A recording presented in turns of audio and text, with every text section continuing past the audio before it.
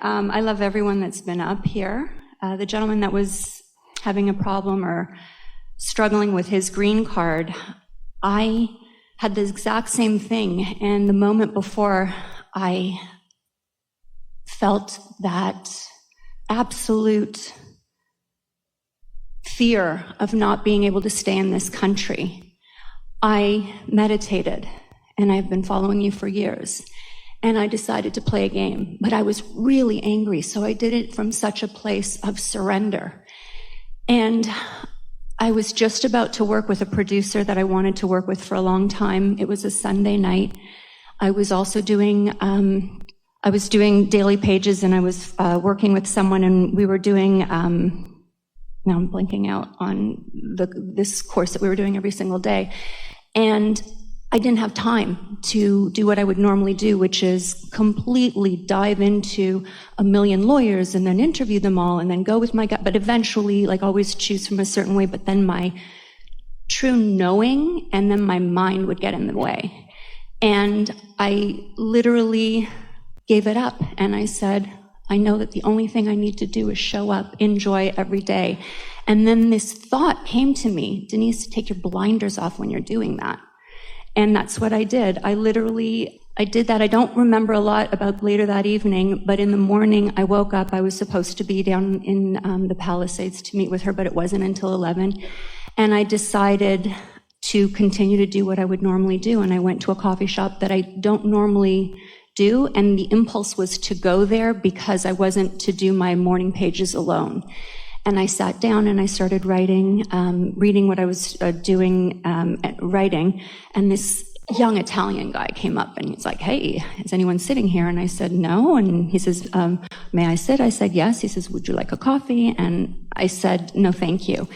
And as he went away to get his coffee, I felt that nudge to put my book down and to, just at least be in that moment and not have my blinders on. And I didn't come up here to tell you this whole story, but That's why we asked you up here. Okay. For me, it's about the self-correcting along the way of all the mistakes I continue to make that aren't mistakes, that are mistakes because I am judging myself. We'll say that in a different way. It's about being present in the moment to the dominance of the vibrations so that your timing is good. Timing, yeah. Because it's about timing, isn't it? Always. And so when you think about it, we haven't said this today, but it's an important thing to say. Your inner being knows where you stand in terms of your physical beliefs, manifestations, in relationship to the vortex version. And your inner being knows what your resistance is and where it is and knows how to guide you over and under and through it and around it. Providing I get out of my own way. Well, that's why we call it the path of least resistance. Hear those words.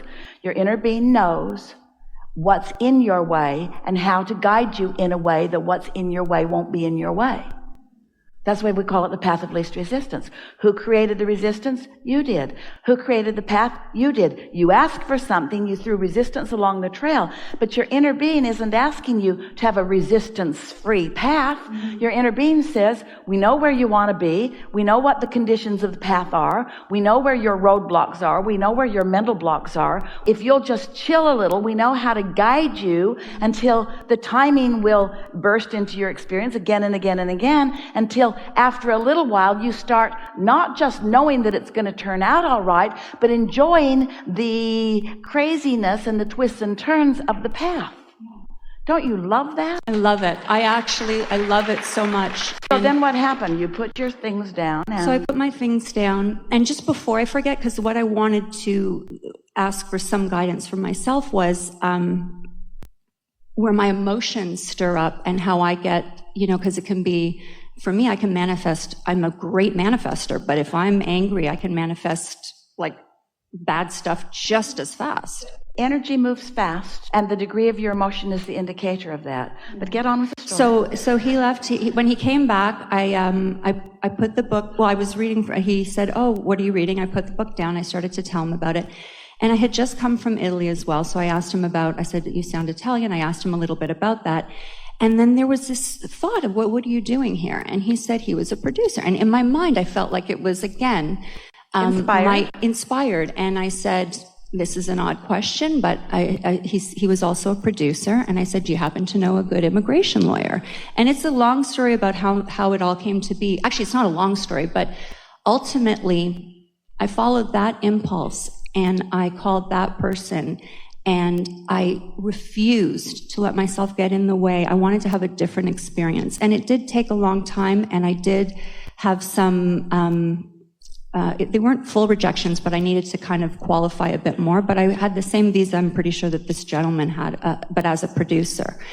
And I just kept playing with it. Every time I would go to fear, I would say, so far, I know you haven't brought me this far. I didn't make any plans to go anywhere. I wanted to always, and I continued to interrupt myself if I had a negative thought that was spiraling. So if you had to assess the balance of your vibration through the awareness of your emotions, would you say that you were focused more often, more predominantly on your desire or on your concern about things? What was the dominant? I think it was desire, because anytime I had a concern, I knew enough about the law of attraction and the things that I had manifested that it was danger, danger, danger. So you made sure that it was your desire. Mm-hmm. Yeah, because it was that important. It mattered to you to tend to your vibration. So when something really matters, your emotions are stronger indicators. And when you let your emotions be the valuable and strong indicators that they can be, then you can incrementally guide yourself to standing in the place where circumstances unfold and impulses come. So we have a question for you. Would you rather that a sort of miracle happened and unbeknownst to you, doors open for you, or do you like being in on the process? I love being in on the process. Love it. You say the joy is in the journey, but you don't mean it. When we say the joy is in the journey, this is what we mean. It is so joyful to want something that I don't have and recognize that I'm not in a vibrational place of getting it, and then do something about that and get it. That is true empowerment. And if you do it once or twice on things that don't even matter very much, then you can do it on anything, even the things that matter very much. But you've just got to teach yourself what your own balance is. Yes? Yes, yes. And in the connecting of the dots, I have a circle of friends that keeps growing, and they just kind of come in and go and remain. But they either practice Abraham or they practice it without really following, let's say, Esther. You don't have to know the specifics of what we know, but this is required. You have to want to feel good and keep moving toward that. And you have to not be willing to give in to what doesn't feel good. You can't look at a world where so much doesn't feel good and then just join them because there's so many of them. They must be right. There's so many of them that don't feel good. They must be right. I'll go with them. No, they're not right. They just don't feel good. Where I find that I'm at now, I love all this evidence. I continue to connect the dots. I still have, for the most part, great days. But I have found, especially just over the holidays, being very reactive and very defensive. You've brought us full circle to the conversation that we really wanted to have with all of you. Because we started out by saying that there's only attraction. And Esther acknowledging as she got something from someone that she didn't want. And then she reminded herself there's only attraction. So why am I getting this from this person? Why am I getting this? And the conclusion that she came to is, I have somehow made that person feel defensive. Not with my words, oh, I've been walking on eggs. Not with my words, but with my vibration. I wasn't coming from love, I wouldn't have admitted it. And not coming from love, they felt defensive, and then I reacted to their defensiveness, then they reacted to my defensiveness, and now we're off to the races. Familiar? Mm-hmm. We love the two words that you brought here right to this important place. I don't want to be in my physical body and be a reactor. I don't want to react. I want to get up in the morning in tune with who I am, care about being in tune with who I am, milk it, encourage it, do whatever it takes to stay in tune with who I am, so that what I am presenting to the world is a vibration that when law of attraction reflects back to me what I'm reflecting out, I won't feel defensive because I'm not getting something that I don't want. What would make you more defensive than to want something and get something else? You know what you assume? You assume you're doing it to me because you, other person or other situation or whatever, I think I'm reacting to you, but I'm not. I'm reacting to what I'm evoking from you. And the reason I'm evoking it from you is because I'm attracting it from you. And the reason I'm attracting it from you is because I'm emitting it from me. Did you stay up with that? Yes, you did. Good for you. The only thing that you are ever reacting to is the results of your own vibrational output. And if you keep finding yourself reacting, then you might want to say, ooh, maybe I could do something about the output that I'm outputting. Because you got complete control over that. Can you feel yourself beginning to be back in your own driver's seat? And are you willing to let all of them off the hook? And do you want to say to someone, the next person who is defending themselves to you, do you want to say, I didn't mean to make you defensive. I'm sorry, I was pretending I love you with my words, but I don't think I'm really loving you. I think I was expecting negatively from you. And now that I'm getting this from you, I'm pretty sure.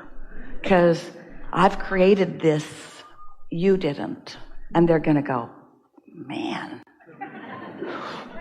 whew, I don't feel a need to be defensive anymore. Because you just took away all my reason to feel defensive. Because you're not playing offense. You're not projecting something that's attracting something from me. This is big, friends. You're on the brink of getting it. And now we've chewed it over really well. Best conversations ever in all of the universe today.